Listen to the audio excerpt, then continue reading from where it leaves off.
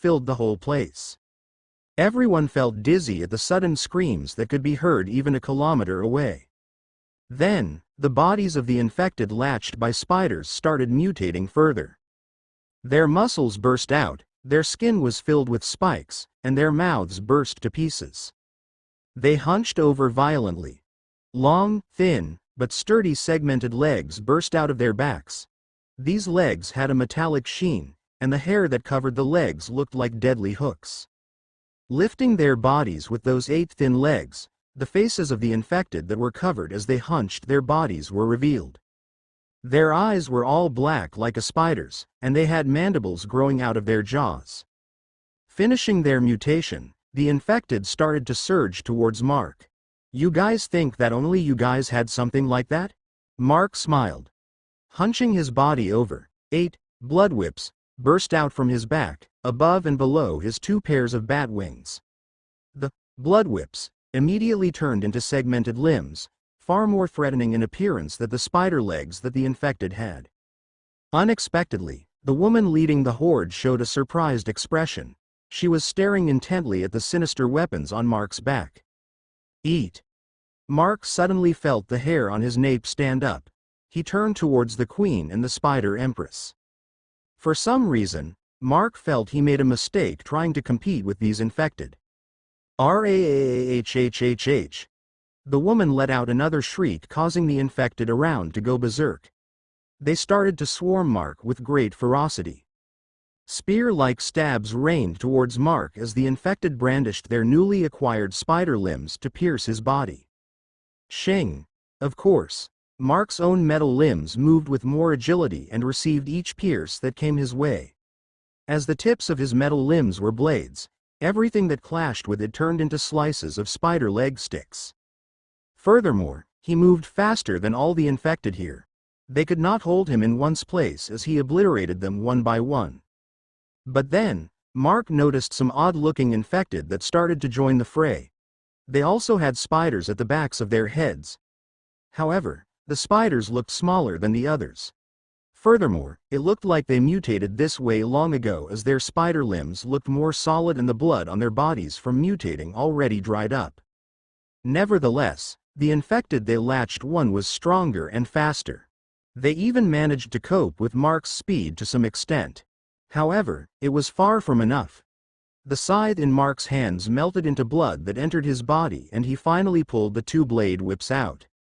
As he had his 8 metal limbs out, the 2 blood whips lost its versatility without a blood whip controlling it from inside. Nevertheless, the 2 whips danced in a ferocious manner that torn the incoming infected into pieces of blood and meat. Still, while Mark killed the odd infected and the smaller spiders that latched onto their heads, why did Mark feel more goosebumps? ****** Above the hotel tower, the 13 people that Mark saved watched the scene below in disbelief. Morgan's display earlier was already amazing. Yet, the man that saved them was currently fighting with hundreds of infected. Alone. Furthermore, the infected already mutated into more ferocious ones. But they could still not hold a candle against the strange man. "He's still holding back. I can tell." Arnold voiced out. He was not the leader of this group for nothing. He was the best fighter of the group and was actually here in Atlantic City for an underground battle. As an experienced fighter, he could see that Mark was still not showing the full extent of his abilities. But why? He could not tell the reason. After all, it was more of a gut feeling. Nevertheless, why did it seem like the battle below was strange? The strange female infected stopped attacking and stood by the side, watching her underlings and Mark fight to their death. Huh? One of the mutators on the roof finally noticed something. Ernst, is something wrong? Arnold asked. Ernst on the other hand stared at the scene below with a frown. He seemed to be recalling something from his mind. It was not an odd scene for everyone. Was this guy always did this? After all, he was a biologist here for a vacation before the outbreak started. I don't know, but that large glowing spider should be female. If it is the leader of this horde of spiders, then it is some sort of queen, right? Everyone nodded at this assumption. It was reasonable. I don't know if this applies here since spiders don't really make colonies or live in groups that frequently. But what if you guys compare these spiders to bees? Then, the common ones were workers. The comparison was rather odd, but they could understand the logic. Look at those strange ones that had smaller spiders. In other insect colonies, the males are smaller. Since they are weaker and only grew to mate, there were only some instances that they would fight. It was when they contend who would breed the queen. Everyone looked at Ernst. Is your head okay? That was their question. Nevertheless, why did it seem like he was right? Day 127 to 122 AM. Cliff House, Mountain Base, Mount Malabito, General Nakar, Quezon. Midnight had already passed more than an hour ago in the Philippines. Everything in the base had already returned to normal. Still, it would take time before the area surrounding the base returned to its previous appearance. After everyone that evacuated finally returned, they were in dismay. It was not hard to feel that way when the fields they poured their sweat and effort vanished into nothing but a patch of empty land. Nevertheless, they could not deny that they were relieved that they were still able to return. While looking at the surroundings, it would not be surprising if the base was wiped off the map. But it still stood. The people only needed to give more effort in recovering what was lost. As night came, everyone went to sleep. With Chio around, the base did not even need a lookout for the night, enabling everyone to get enough rest. At the main house of the base, etched on the face of the crevice, however, almost everyone was still awake. Sis, you should sleep, it's already past midnight. Jaya complained while yawning. For some reason, May was quite restless. She was trying to contact Mark through the ring, but he was not answering. There was definitely something going on. She wanted to use the ring to teleport to Mark already. If there was a problem, she wanted to help him. The girls were already sleeping. It was also okay for her to be absent from the base for half a day. However, they were waiting for something. Spera already woke up before midnight, and there, a problem was found. The portals Spera created could only connect places that she had seen personally. Simply, places she had been before or seen with her naked eyes. It was the same for the place she opened the portal with Mark's order. In the middle of the Atlantic Ocean where travel routes of passenger planes were located. And the problem was, Spera had never been into New Jersey. The bases of Ouroboros was spread out worldwide. However, these bases were only located as energy gathering points and hidden places. Those were located far away from human society as much as possible. And thus, no bases of Ouroboros exist in New Jersey. The state also had the thing they called an energy gathering point. However, not only that it was already occupied, but it was also surrounded by cities and towns. It was not fit for the activities of Ouroboros. From New Jersey, the nearest one was far northeast of New Jersey, in a hunting grounds in the middle of Pennsylvania. And the nearest place that Spera could open a portal from New Jersey was at Reading, Pennsylvania, that she had been to before. Currently, they were waiting for Spera, who was checking the map application that Mark had and was looking for the best place to open the portal.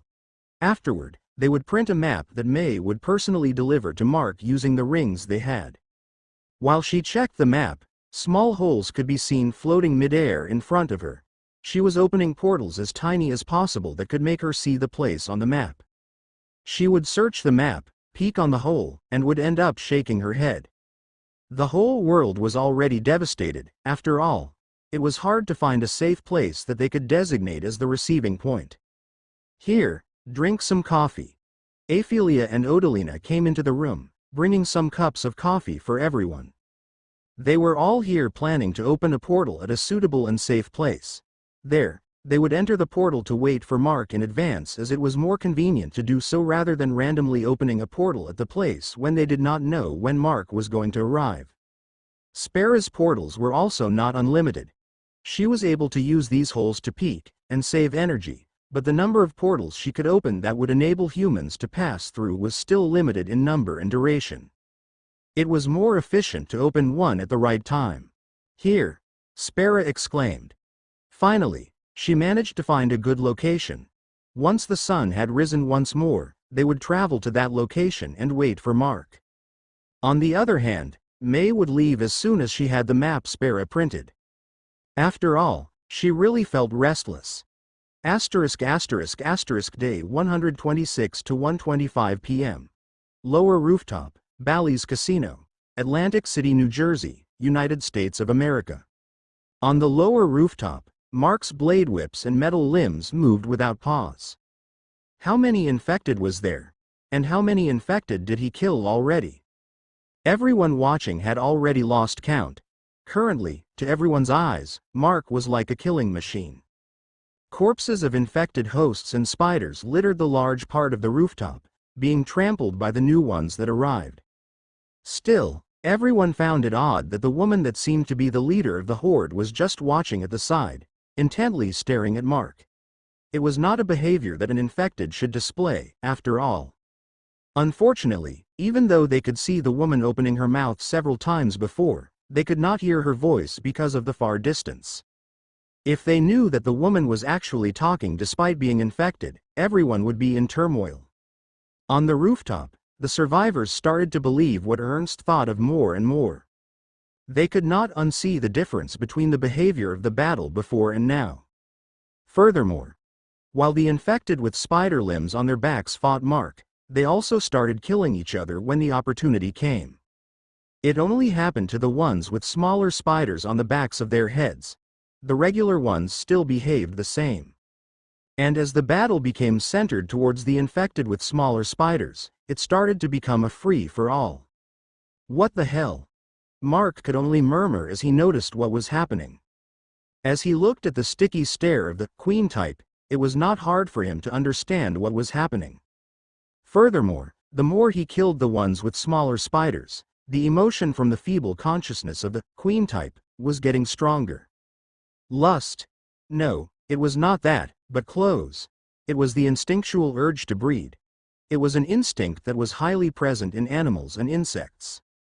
And of course, Mark felt unpleasant as that instinctual urge was targeted to him. That was when Mark remembered. The king type was looking for a queen.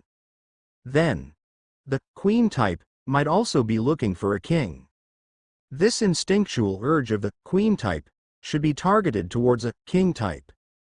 However, as if that was easy to happen, there was no doubt that king types and queen types among the infected was very rare. If the suspicion was right, he had two in his base. In the wild, however, Mark only encountered one queen type and one king type among the tens of thousands of infected he faced since the start of the outbreak. And there was another factor. Mark said as he waved the slicer on his right hand downwards and sliced the head of the infected in front of him vertically. He then moved his eyes, looking at the limbs of the empress spider that was present in this angle. The factor that might have affected the judgment of the queen type was the urge of this spider. These two moved as one. The queen type S and the empress spider S instincts and consciousness were mixed. It led to the two looking at Mark as a candidate for breeding. Just thinking about it made Mark feel uncomfortable. Suddenly, Mark felt his hand vibrate fiercely. He was surprised. Without thinking twice, he turned into a wave of black mist and escaped the area of the battle. He flew straight towards the rooftop of the tower, materializing in front of everyone that was staring at him in shock. Before everyone could even close their open mouths, a blinding light shone beside Mark. They could not help but cover their eyes. The moment their sight returned, a beautiful woman clad in crystal armor stood beside their savior. That was when they heard Mark speak with a stern voice. "Mayor, why would you appear like this? You should have alerted me beforehand." As the question was asked, the crystal armor of the beautiful woman melted into a slime-like creature, revealing her slender figure. Then, the woman embraced their savior affectionately. When her body touched the black cloak of mist, parts of it vanished as she directly embraced Mark's body.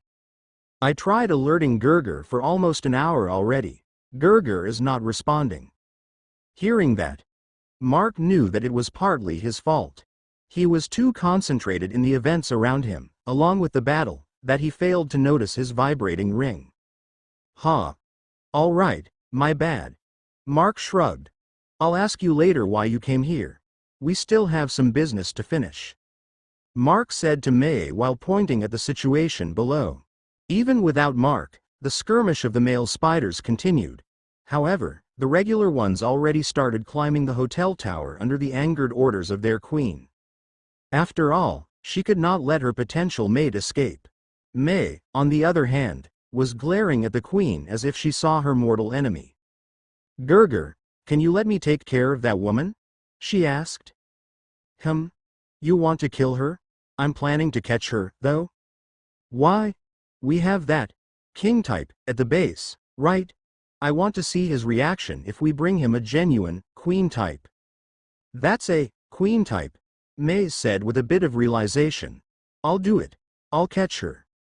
Mark looked confused for a bit.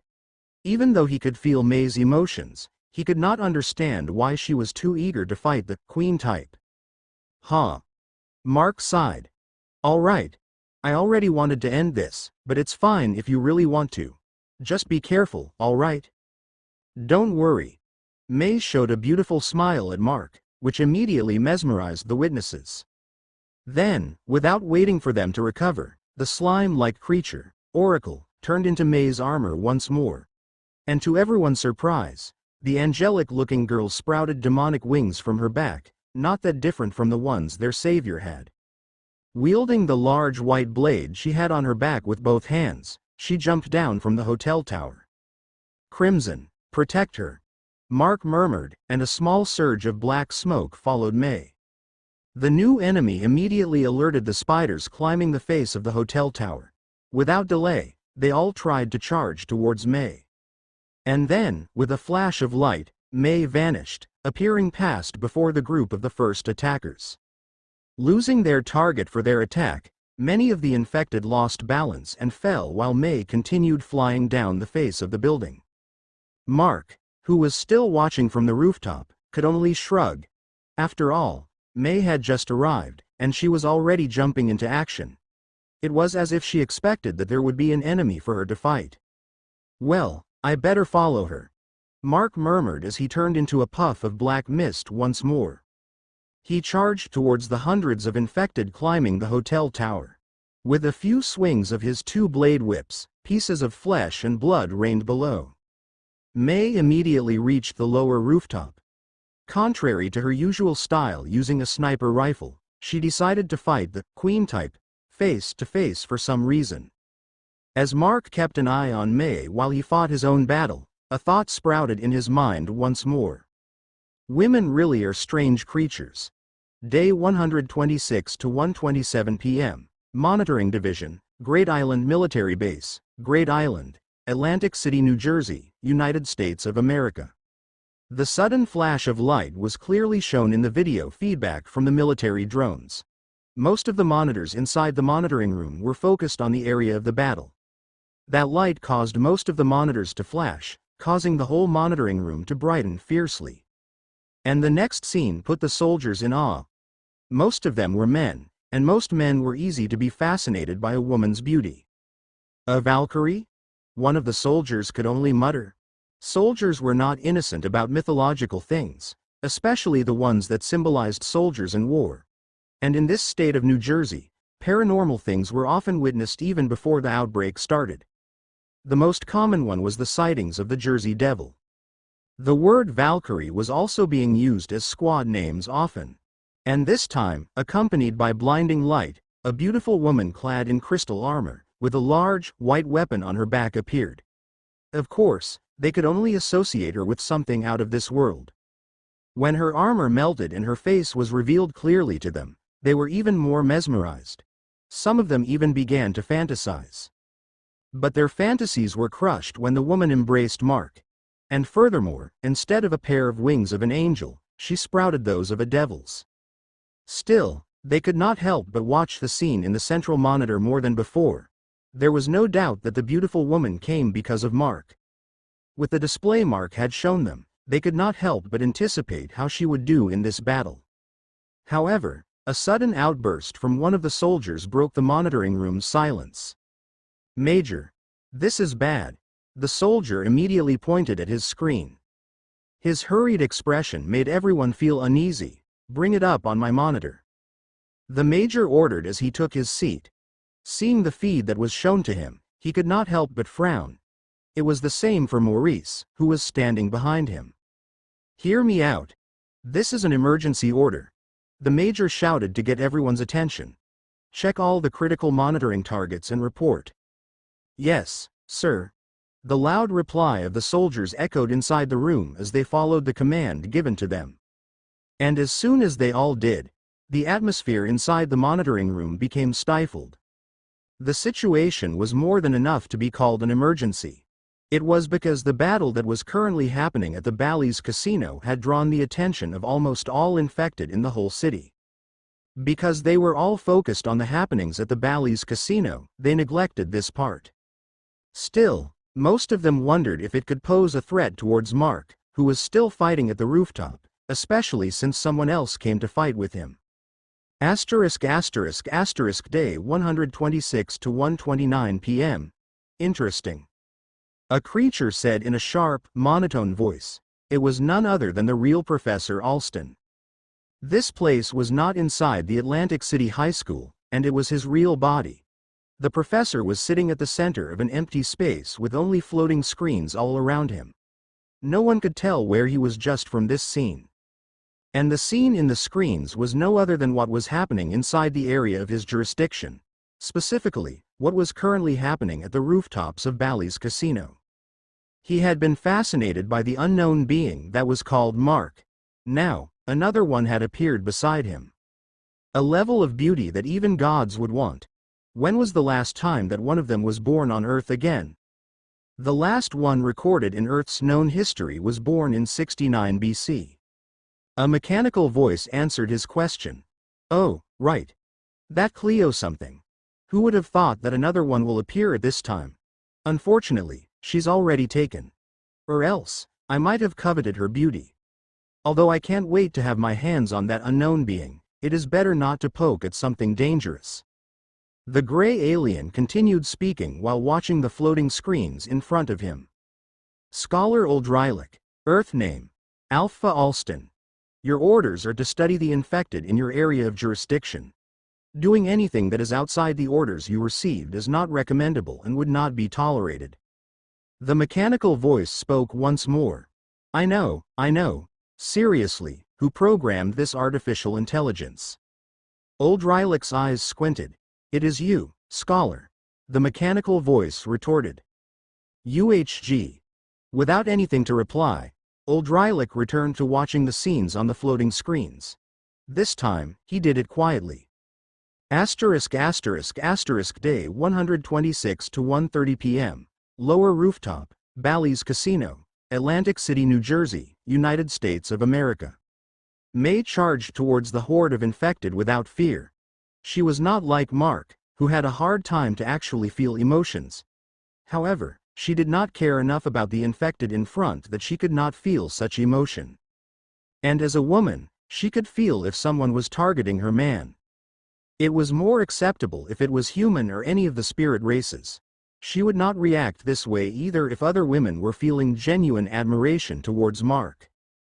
However, she would not, and never accept that another woman was targeting Mark for the sake of nothing but breeding.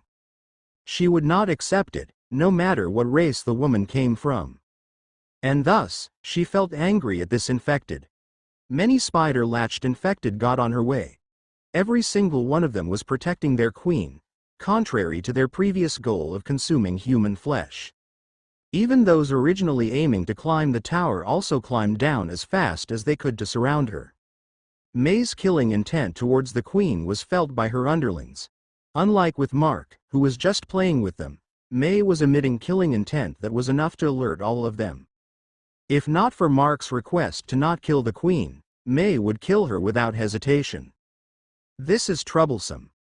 Mark could not help but voice as he immediately went to assist. Even those infected around him rushed towards May, totally ignoring him. Unfortunately for these infected, May was not a pushover after becoming a blood demon. With the veins on her arms' legs releasing a faint glow, she forcefully stopped, kicking the floor, and waved her sword with both hands.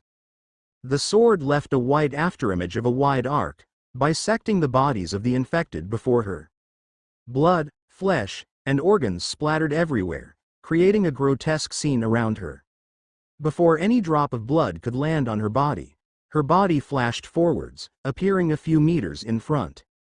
With another swing of her sword, the infected that lost their targets had their bodies bisected from behind. After that, May continued to charge towards the queen with a flap of her wings. Since she decided to fly up, the spider-latched infected could not reach her as she continued on her way. May finally reached a distance several meters away from the queen. There, her body flashed, appearing behind the queen without any warning. Using the flat side of her sword, May decided to strike the queen down. But then, it seemed that it would not be that easy. As May's sword formed another arc, the queen kicked her foot, causing her whole body to launch backward. She jumped behind her, evading the sword as her body spun midair. May's eyes dilated, everything in her sight slowed down a bit. She turned her head up, following the movements of the queen. As May looked up, the queen was looking down. The two stared at each other at that instant. However, before the swing of May's sword reached halfway, her body flashed once more. May appeared behind the queen once more in the middle of the swing of her sword. Creaking noises could be heard from the Empress Spider, as she sensed danger. However, without any foothold, there was no way for them to dodge. Bam! The flat blade of the large sword connected with the queen's left side. With a painful screech, the queen was flung off the rooftop. Of course, it was not enough to dispatch the queen. Being even more special from other mutated infected, her body was more resilient too. As the queen was falling, she stretched her hand towards the face of the building. With that action, several strings of webs shot off from her fingers. She intended to use the webs to mitigate her fall. Unfortunately for the queen, her current enemy would not let her do so. A flash of light occurred in front of her. May appeared as the light vanished. Bam! May's feet kicked at the same time, hitting the queen's abdomen with full force. Boom! Gra-ah-h-h! Screech! The queen crashed in the middle of the street. After falling from 3 stories high with the speed of a speeding car, it would not be surprising if she did not feel pain. Both the queen and the Empress Spider spat out blood. The impact from that fall could not be joked at. The queen tried to struggle and move. However, even as an infected, the damage done to her body was enough to incapacitate her. The spider-latched infected that was still at the lower parts of the building immediately came to aid the queen. They surrounded her as she screeched out loud. In the middle of their encircle, however, May appeared waving her white sword. In very few reinforcements that came to aid the queen was dispatched quickly, as most of them were already on the lower rooftop and the insides of the casino. With this, May secured the capture of the queen. Mark dispatched the infected around him as he saw that May ended her battle as quickly as possible. She's being too active. It's not a bad thing, though. Mark smiled. However, the smile did not last too long, and his expression turned serene. He immediately rushed towards May. "Mayor, hurry up, we need to leave," Mark said as blood whips shot off from his hands and constricted the queen and the Empress spider. The blood whips turned into metal shackles immediately, and he picked up the captured enemy.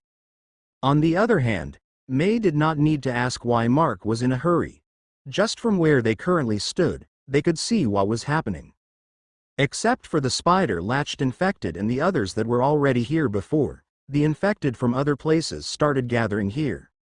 On the east side of the road, they could see a 2-story tall cat quickly rushing towards them. The cat was jumping over cars, infected, and debris as it found Mark and May. Clack. Click. Several clicking sounds were heard as May transformed the sword in her hands into a sniper rifle. As May aimed towards the cat, parts of the sniper rifle started glowing. Bang!